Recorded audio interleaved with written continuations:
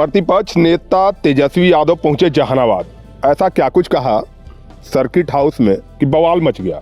आप देखिए वीडियो में तेजस्वी यादव ने कार्यकर्ताओं एवं पत्रकारों को संबोधित करते हुए कुछ ऐसा कह दिया कि बवाल मचा हुआ है। आप भी देखिए इस वीडियो में तेजस्वी यादव ने क्या कुछ कहा। का नाम जो है कार्यकर्ता दर्शन सह संवाद कार्यक्रम। इस कार्यक्रम में जितने हमारे अरवल जिला के, जहानाबाद जिला के जितने भी विधानसभा हैं, ब्लॉक हैं, पंचायतें हैं, उनके सभी हमारे कार्यकर्ता से हमारी संवाद होगी। जो जमीन पर बूथ पर जो कार्यकर्ता है, ये पहली बार ऐसा कार्यक्रम हो रहा है जहाँ नेतृत्व जो है जा करके सीधा उनसे संवाद कर रही है। और मूल मकसद यही है कि पार्टी की विचारधारा, पार्टी का संगठन को और विस्तार और मजबूत कैसे किया जाए। और ये कार्यक्रम में अलग अलग विधानसभा, अलग अलग ब्लॉकों की अलग अलग समस्याएं होती हैं, लोकल इश्यूज होता है, उससे भी जो है कार्यकर्ता जो है अवगत कराने का काम करते हैं। तो हम लोग सब लोग जहानाबाद आए हैं। लगभग अब यात्रा जो है अंतिम चरण में ही है। 5-6 जिले जो है वो रह जाएंगे। इसके बाद बाकी पूरा बिहार का दौरा हम लोगों ने कर ही लिया है। और जो फीडबैक जो मिलता है लोगों से, कोशिश हम लोग करते हैं कि उनके सुझाव पर, वर्करों के सुझाव पर और जो है बेहतर पार्टी जो है स्ट्रैटेजी बनाए और उसी हिसाब के मुद्दों को भी हम लोग उठाने का काम करें। आप देखिएगा जो नीति आयोग का जो सूचकांक है, जो रिपोर्ट है, उसमें रिपोर्ट में है बिहार सबसे गरीब राज्य है, बेरोजगारी सबसे ज़्यादा है, पलायन सबसे ज़्यादा है। जब महिलाओं से भी हम लोग लगातार जो है संवाद करते हैं, महिलाओं का ये कहना है कि महंगाई सबसे बड़ी समस्या उनके लिए है, कोई बचत नहीं हो पाता है। भाजपा के लोगों ने 11 साल केंद्र में, 20 साल एनडीए की सरकार आपका बिहार में चलाने का काम किया, लेकिन जो बड़े बड़े मुद्दे थे उसको एड्रेस नहीं किया। बल्कि बिहार जो है भ्रष्टाचार का देश में अड्डा बन चुका है।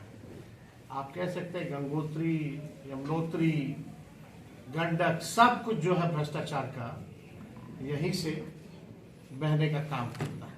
थाना, ब्लॉक चले जाइए, बड़े से बड़े लेवल पे चले जाइए, पुल गिर रहा है, किसी पे कार्रवाई नहीं हो रही, पेपर लीक हो रहा है, किसी पे कार्रवाई नहीं हो रही। पूरा प्रशासनिक अराजकता का माहौल जो है पूरे बिहार में हो चुका है। अफसरशाही बेलगाम हो चुकी है।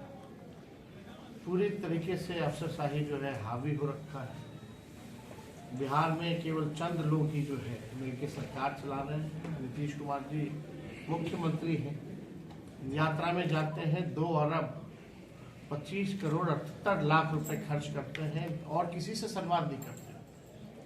जो वही पट्टा में बैठे अधिकारी हैं उन्हीं को लाद के लाते हैं, उन्हीं के साथ जो है बैठक करते हैं। आम जनता, जो गरीब जनता, जो ग्रामीण है, उनसे कोई संवाद उनका नहीं हो पाता है, ना वो करते हैं, ना करने दिया जाता है। तो पूरी तरीके से बिहार में भ्रष्टाचार चरम सीमा पर है। हम लोगों के 17 महीने में जो हम लोगों ने काम किया, आप लोगों ने देखा होगा, 5 लाख नौकरी, 3 लाख नौकरी प्रक्रिया भी, IT, sports policy, tourism policy, नियोजित शिक्षकों को राजकीय कर्मी का दर्जा, मानदेय, हम लोगों ने तालमी वर्कर्स हुआ, विकास मित्र, शिक्षा मित्र, आंगनबाड़ी, सभी लोगों का ममता आशा का हम लोगों ने बढ़ाने का काम किया। कई बड़े बड़े काम जाति आधारित गणना से लेकर के आरक्षण की सीमा 75% हम लोगों ने करने का काम किया। छात्र वही गांधी मैदान में अभ्यर्थी जो थे उनको नियुक्ति पत्र मिलता था, उनके चेहरे पे खुशी होती थी। आज के एनडीए की सरकार में वही गांधी मैदान में लाठी से मारा जा रहा है लोगों को। लोग निराश हैं, अभ्यर्थी, नौजवान, छात्र, छात्राएं, कोई भी सरकार में जो है खुश नहीं है। तो हम लोग बिहार घूम रहे हैं, उसी का फीडबैक के अनुसार हम लोगों ने तय किया जो महिलाओं की समस्या है इसके निदान के लिए हमारी सरकार अगर बनेगी तो माई बहन मान योजना हम लोग लाएंगे और सरकार बनने के 1 महीने के भीतर इसको लागू कर दिया जाएगा और 2500 रुपये सीधे माताएं बहनों के खाते में हम लोग डालेंगे। स्मार्ट मीटर से लोग परेशान हैं। जहां हम लोग जा रहे हैं, लोगों का शिकायत मिल रहा है, वर्करों का शिकायत मिल रहा है कि उनके पंचायतों में समस्या है। तो स्मार्ट मीटर आप लोग जानते हैं कि पहले से ही बिहार में जो है बिजली का बिल जो आता है या दाम जो है पूरे देश भर में अगर सबसे महंगा बिजली मिलता है तो वो बिहार है। तो हम लोगों ने तय किया कि 200 यूनिट फ्री बिजली हमारी सरकार आएगी तो देने का काम करेंगे। इसी के तहत वृद्धा पेंशन की भी बात आई, सामाजिक सुरक्षा पेंशन की भी बात आई। जो दिव्यांग हैं, विधवा है, वृद्ध लोग हैं, उनका केवल पेंशन जो है 400 रुपये ही मिलता है। तो वो 400 से बढ़ा करके हम लोग जो है 1500 रुपये जो है करने का ऐलान हम लोगों ने किया है। और हम लोगों ने जो जो कहा है वो हम लोगों ने किया है। हम लोग काम करने वाले लोग हैं, लेकिन बिहार में आप देखिएगा नीतीश कुमार जी थक चुके हैं। रिटायर्ड अधिकारियों के साथ जो है वो बिहार चला रहे हैं। पूरे बिहार भर में डीके टैक्स वसूली हो रहा है, भ्रष्टाचार का केंद्र बना है और ना इनके पास कोई विजन है, ना कोई मिशन है।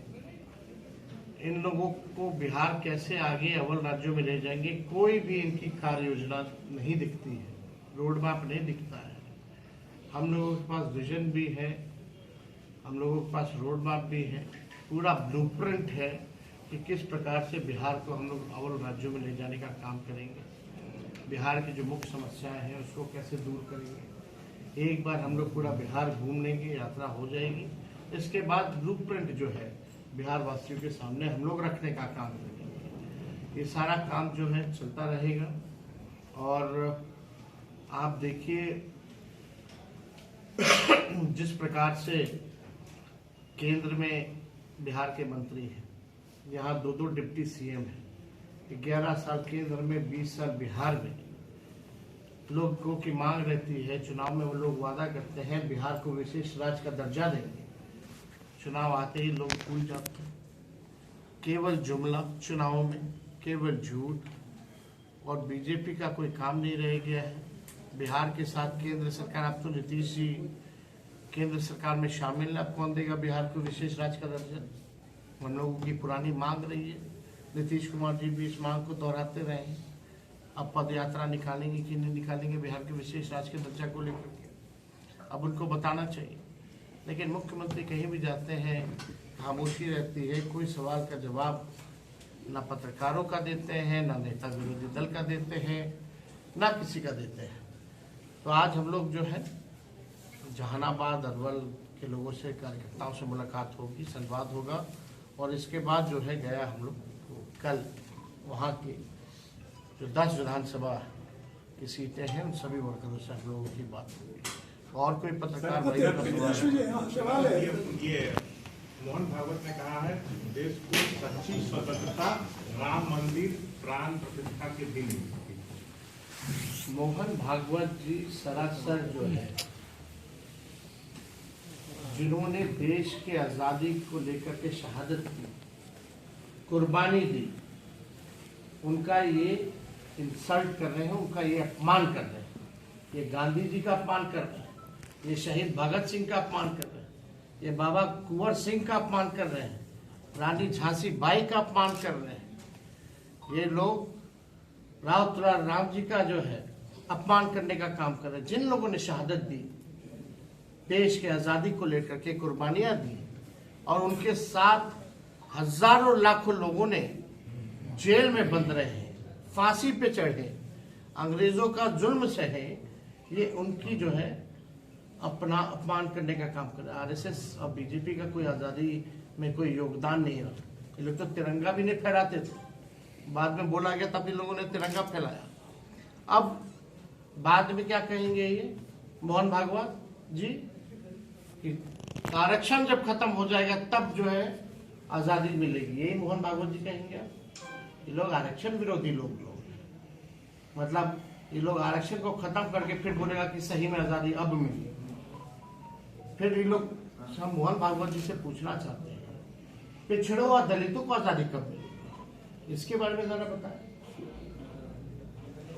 ये लोग केवल जो मेन एजेंडा है उसको ये लोग डाइवर्ट करना चाहते हैं। जो मेन मुद्दे हैं उसको ये लोग केवल डाइवर्ट करना चाहते हैं। अरे अपने काम बीजेपी ने क्या किया बताएं मोहन भागवत जी कि आज 84 रुपया हो गया है डॉलर का रेट, $1 का रेट 86 हो गया।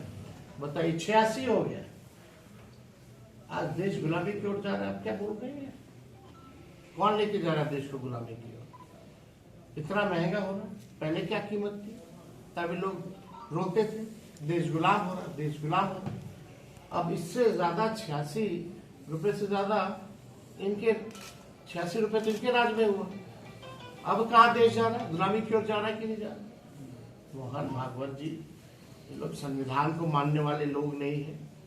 ये लोग स्वतंत्रता सेनानी जितने रहे या जितने हमारे सुभाष चंद्र बोस रहे, इन लोगों का अपमान करने का काम कर रहे हैं। तो इन लोगों का अपमान देश की जनता बर्दाश्त नहीं करेगी। और मोहन भागवत जी को जो है बताना चाहिए कि पिछड़े दलितों को आजादी कब मिलेगी। सर एक और सवाल, पटना में आरजेडी की ओर से पोस्टर लगाया गया है, इसमें लालू राबड़ी की तस्वीर नहीं है। कहाँ नहीं? पटना में कौन लगाया है? कहाँ? राजद की ओर से बताया जा रहा है कि लगाया गया है, जिसमें आपकी तस्वीर सब बेकार का मुद्दा है, कहीं कोई बात नहीं है। सर पहले आप आरसीपी टैक्स को लेकर जगह लगता है। थे, ये नया डीके टैक्स क्या है सर?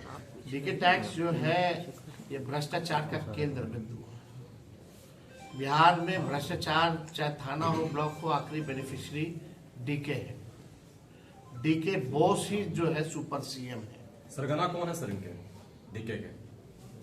समय आने दीजिए सर। थोड़ा सीएम हर एक चीज जो है कैसे होता है वसूली, कैसे किया जाता है, विद एविडेंस हम लोग सामने सर रखेंगे। मुख्यमंत्री जी बोलने की सीएम के स्थिति में स्वास्थ्य को लेकर अक्सर सवाल उठा रहे हैं। क्या बिहार के लिए घातक है कि ये सीएम का मेंटल स्थिति? आप पहले बोल चुके हैं कि उनके देखिए, खाने में कुछ व्यक्तिगत तौर क्या पता मिला के देता हूँ लोग कौन जानता है। आप व्यक्तिगत तौर पे मोट चोर के मत दिखाइएगा। व्यक्तिगत तौर पे बुजुर्ग हैं, अभिभावक हैं, उनका हम सम्मान करते हैं, लेकिन नेता विरोधी दल होने के नाते हम जो है वो मुख्यमंत्री जी इसका विरोध करते हैं। सर केंद्र सरकार हम लोग को क्यों नहीं चाहेंगे कि भाई उनका स्वास्थ्य जो है ठीक रहे। अब लेकिन उनके आसपास वाले जो लोग हैं अब क्या करते हैं नहीं करते, अब उनका काम है। कल चर्चा हुई कि ये जो एलजेपी के भोज में शायद नीतीश आए और वहाँ चिराग पासवान नहीं थे। अब देखिए, अब इसमें हम छोटी बातों को जो मुद्दा नहीं है उस पर हम बात करना नहीं चाहिए। उनके मसला है, वो जाने चिराग पासवान जी जवाब दे कि क्या हुआ है नहीं हुआ। इसमें हम कैसे जवाब दे सकते हैं कि मुख्यमंत्री जी गए वो नहीं थे। क्या मुख्यमंत्री जी को सर केंद्र की तरफ से बोलने को मनाही है या बोलने की स्थिति में नहीं वो रहते हैं? अब तो भाई आप लोग भी जानते ही हैं, पिछले बार भी विधानसभा सत्र था, दोनों हाउस में नहीं बोले। इतने गंभीर से गंभीर मसला चल रहा है, मुख्यमंत्री गायब रहे, कोई चुप्पी उन्होंने तोड़ी नहीं। यात्रा में भी अभी 2 दिन पहले सर प्रगति यात्रा में सम्राट चौधरी उनको रोके हैं सर। प्रगति यात्रा नहीं, दुर्गति यात्रा। हमने ट्वीट किया था, वीडियो भी डाला था। जी जी। जैसे ही प्रेस से उनकी इच्छा भी होती है बात करने का, तो 2 मंत्री इधर, एक अधिकारी उधर खींच के ले जाना चाहता है सर। आप तो देखिए दक्षिण बिहार से छुपा है। जी आपका दक्षिण बिहार मजबूत गढ़ रहा है। पिछले विधानसभा में बहुत शानदार सफलता मिली थी।